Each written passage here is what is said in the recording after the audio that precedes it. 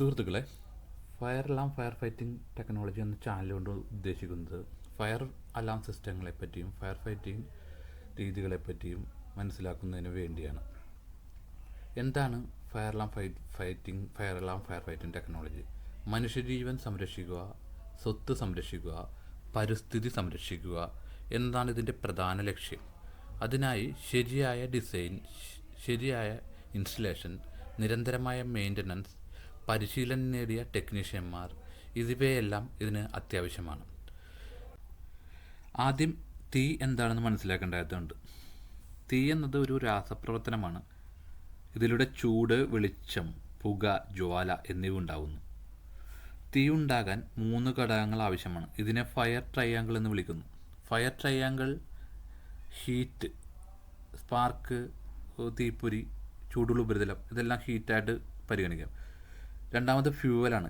Fuel oil, gas, paper, plastic എല്ലാം നമുക്ക് ഫ്യൂവലായിട്ടും പരിഗണിക്കാം.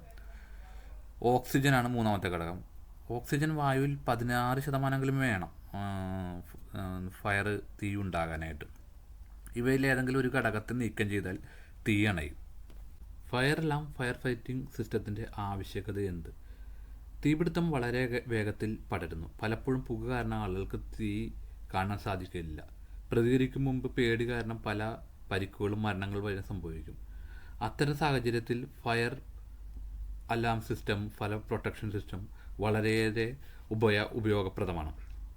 ഫയർ പ്രൊട്ടക്ഷൻ സിസ്റ്റങ്ങൾ ഇൻസ്റ്റാൾ ചെയ്യുന്നതിൻ്റെ പ്രധാന ലക്ഷ്യം തീ പെട്ടെന്ന് കണ്ടെത്താൻ, ആളുകളെ മുന്നറിയിപ്പ് നൽകാൻ, ഓട്ടോമാറ്റിക്കായി തീ നിയന്ത്രിക്കാൻ, ഫയർ ഫൈറ്റിംഗ് ടീമിനെ സഹായിക്കാൻ. ഇത് ബിൽഡിങ്ങുകൾ, ഹോസ്പിറ്റലുകൾ, മാളുകൾ, റിഫൈനറികൾ, ഓയിൽ ആൻഡ് ഗ്യാസ് പ്ലാന്റുകൾ, പവർ പ്ലാന്റുകൾ പോലുള്ള സ്ഥലങ്ങളിൽ നിർബന്ധമാണ്. എന്താണ് fire alarm system? Fire alarm system ഒരു ഇലക്ട്രോണിക്സ് ഉപകരണമാണ്. അത് സെൻസറുകളുടെ സഹായത്തോടെ തീ, പുക എന്നിവ കണ്ടെത്തി അലാം നൽകുന്നു. അതുപോലെ തന്നെ എമർജൻസി ആക്ഷനുകൾ ഓട്ടോമാറ്റിക്കായിട്ട് പ്രവർത്തിപ്പിക്കുന്നു. ഫയർ അലാം സിസ്റ്റത്തിൻ്റെ പ്രധാന പ്രവർത്തനം തീയുടെ ആരംഭം കണ്ടെത്തൽ, ആളുകൾക്ക് മുന്നറിയിപ്പ് നൽകുക, കൺട്രോൾ റൂമിലേക്ക് സിഗ്നൽ അയക്കുക, മറ്റു സിസ്റ്റങ്ങളുമായിട്ട് ഇൻ്റർഫേസ് ചെയ്യുക. ഉദാഹരണം, സ്മോക്ക് ഡിറ്റക്ടർ പുക കണ്ടെത്തുന്നു, ഫയർ അലാം പാനൽ സിഗ്നൽ സ്വീകരിക്കുന്നു, സൈറൺ മുഴക്കുന്നു, HVAC ഓഫാക്കുക, ലിഫ്റ്റുകൾ ഓഫാക്കുകയല്ല, ലിഫ്റ്റുകൾ ഗ്രൗണ്ട് ഫ്ലോറിലേക്ക് കൊണ്ടുവരിക. അങ്ങനെ മറ്റു പ്രൊട്ടക്ഷൻ സിസ്റ്റവുമായിട്ട് ഫയർ അലാം പാനൽ ബന്ധപ്പെട്ടിരിക്കുകയാണ്. അതുപോലെ തന്നെ എക്സോസ്റ്റ് ഫാൻ ഓണാക്കുക, ഡോർ, ഓട്ടോമാറ്റിക് ഡോറുകളെല്ലാം ഓപ്പൺ ആക്കുക. ഇതെല്ലാം ഫയർ അലാം സിസ്റ്റത്തിൻ്റെ ഇൻ്റർഫേസ് വഴി ചെയ്യുന്നതാണ്. എന്താണ് fire fighting system? Fire fighting system തീയെ നിയന്ത്രിക്കാൻ, അല്ലെങ്കിൽ തീയെ സംഹരിക്കാൻ, അല്ലെങ്കിൽ തീയെ അണയ്ക്കാൻ ഉപയോഗിക്കുന്ന രീതിയാണ്. ഫയർ ഫൈറ്റിംഗ് സിസ്റ്റം 2 തരത്തിലാണുള്ളത്. ഒന്ന് മാനുവലും മറ്റേത് ഓട്ടോമാറ്റിക്കും. മാനുവൽ രീതി ഫയർ എക്സ്റ്റിങ്ക്വിഷർ ഉപയോഗിച്ചുള്ള രീതിയാണ്. Automatic fire sprinkler system, gas suppression system ഇവ തീ കണ്ടെത്തിയതിന് ശേഷം ഓട്ടോമാറ്റിക്കായിട്ട് ഈ തീയെ സപ്രസ് ചെയ്യുകയാണ് ചെയ്യുന്നത്.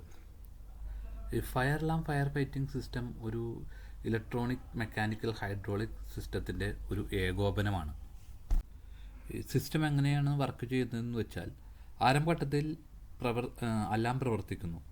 യഥാർത്ഥ തീയാണെന്ന് മനസ്സിലായാൽ സിസ്റ്റം പൂർണ്ണമായും വർക്ക് ചെയ്ത് തീയെ സംഹരിക്കുന്നു. ഇതാണ് ഇതിൻ്റെ പ്രവർത്തന രീതി.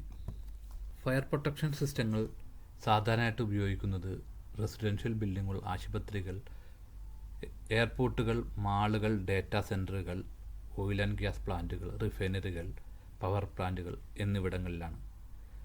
Oil and gas, refinery, power പ്ലാന്റുകൾ എന്നിവയിൽ ഉയർന്ന തലത്തിലുള്ള മാനദണ്ഡങ്ങൾ പാലിക്കേണ്ടതായിട്ടുണ്ട്.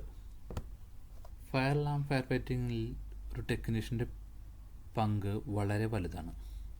ഒരു ടെക്നീഷ്യൻ ഫയർ സേഫ്റ്റിയിൽ വളരെ പ്രധാനപ്പെട്ട ആളാണ്.